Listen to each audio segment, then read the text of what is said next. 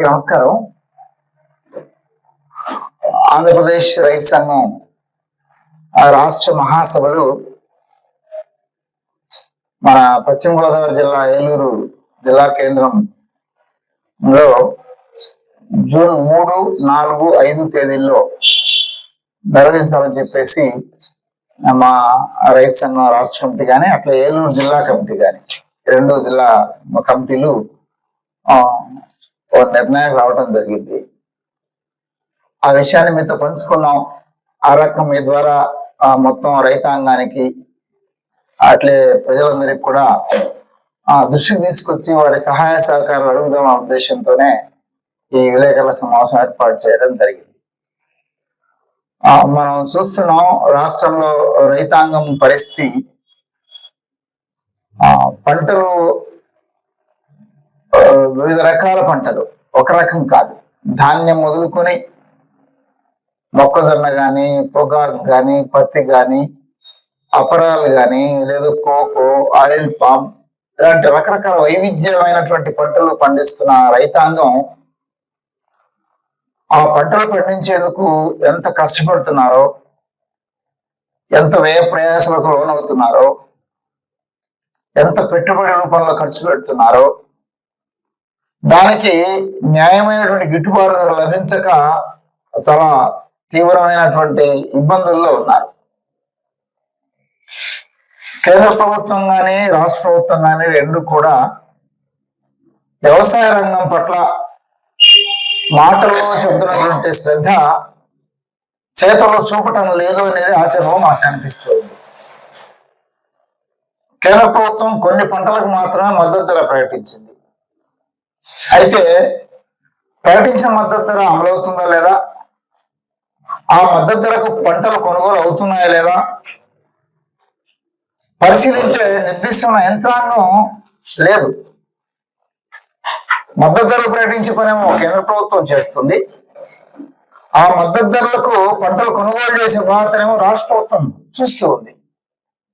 దురదృష్టం అంటే ధాన్యం లాంటి ఒక ముఖ్యమైన పంట వరకు రాష్ట్ర ప్రభుత్వం కొద్దిగా గొప్ప శ్రద్ధ వహిస్తూ ఉంది.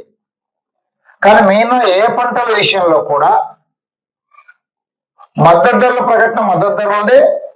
మార్కెట్లో వ్యాపారుల యొక్క వ్యాపారుల దోపిడీదే.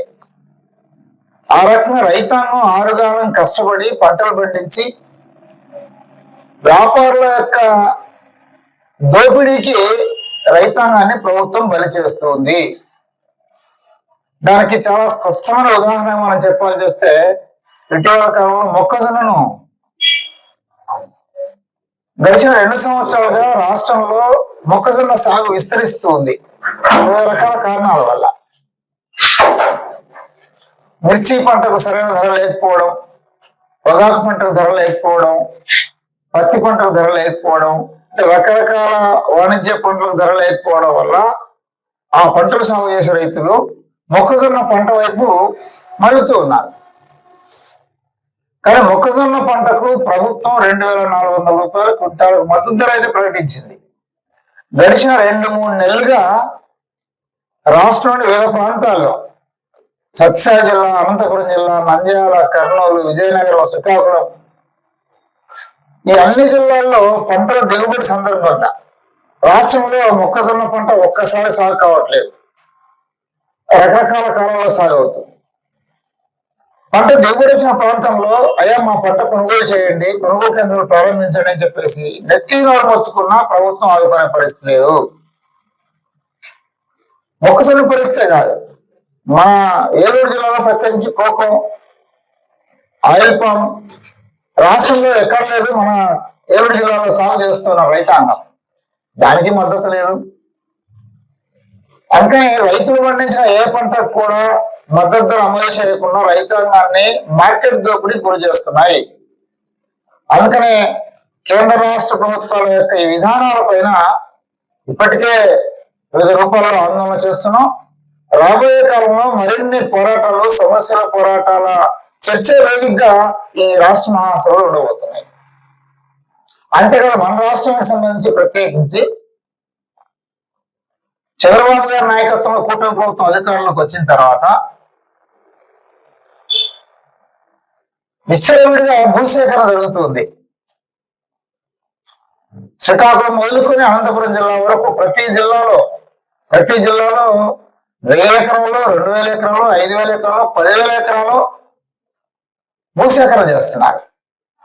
పరిశ్రమలు అంటున్నారు, ప్రత్యేక ఆర్థిక మండలి అంటున్నారు, జాతీయ రహదారులు అంటున్నారు, రైల్వే ప్రాజెక్టులు అంటున్నారు, లేదా మన జిల్లాలో అయితే ఆయుధ డిపో అంటున్నారు, రాయలసీమలో సోలార్ అంటున్నారు. ఏదో పేరు, ఆ పేరుతోటి రైతుల భూములను కారు చౌకగా లాక్కొని, బలవంతంగా లాక్కొని పరిశ్రమ కట్టబెట్టే పని చాలా తీవ్రంగా మన కూటమి ప్రభుత్వం చేస్తుంది. 2013 చట్టం ఉంది, ఎక్కడ అమలు కావట్లేదు. అమలు చేయాల్సిన ప్రభుత్వ యంత్రాంగం చట్టం ఉల్లంఘిస్తూ ఉంది. రైతులు బెదిరిస్తున్నారు. గట్టిగా మాట్లాడితే కేసులు పెడుతున్నారు, అన్యాయమైన కేసులు. మా రైతు సంఘం జిల్లా కార్యదర్శి, అనకాపల్లి జిల్లా కార్యదర్శి అనకాపల్లిలో బల్క్ డ్రగ్ పరిశ్రమకు వ్యతిరేకంగా లేదా స్టీల్ ఫ్యాక్టరీకి అక్రమంగా భూసేకరణకు వ్యతిరేకంగా రైతాంగం ఆందోళన చేసిన వాళ్ళకి అండగా నిలబడ్డాడు. ఆయన పీడీ చట్టం కేసు పెట్టి అన్యాయంగా జైల్లో పెట్టారు. ఈ రకంగా రాష్ట్రంలో బలవంత భూసేకరణ గురించి ఎవరైనా ప్రశ్నిస్తే పీడీ చట్టం కింద కేసు పెడతామని చెప్పేసి ముఖ్యమంత్రి గారు స్వయంగా ప్రకటిస్తున్నారు. ఎవరు చెప్పుకోవాలి? అందుకని ప్రభుత్వం రైతాంగం విషయంలో చాలా నిర్లక్ష్యంగా వ్యవహరిస్తుంది. రైతుల హక్కులు కాపాడే ప్రభుత్వమే హక్కులను హరించి వేస్తూ రైతు వ్యతిరేక ప్రభుత్వంగా రుజువు చేసుకుంటుంది. కార్పొరేట్లకు పెట్టుబడిదారులు ఊరలేయడం తప్ప రైతు సంక్షేమం ఏమిటి? మాటలే సంక్షేమం గురించి మాట్లాడుతున్నారు, కానీ చేతుల్లో మాత్రం రైతుకు వ్యతిరేక విధానాలు అనుసరిస్తున్నారు. అందుకనే రేపు రైతు సంఘం రాష్ట్ర మహాసభల్లో దీని ప్రధాన అజెండాగా మేము చర్చించి రాబోయే కాలంలో సమస్యల పోరాటాలకు సన్నద్ధం కావాలని చెప్పేసి మేము భావిస్తున్నాం.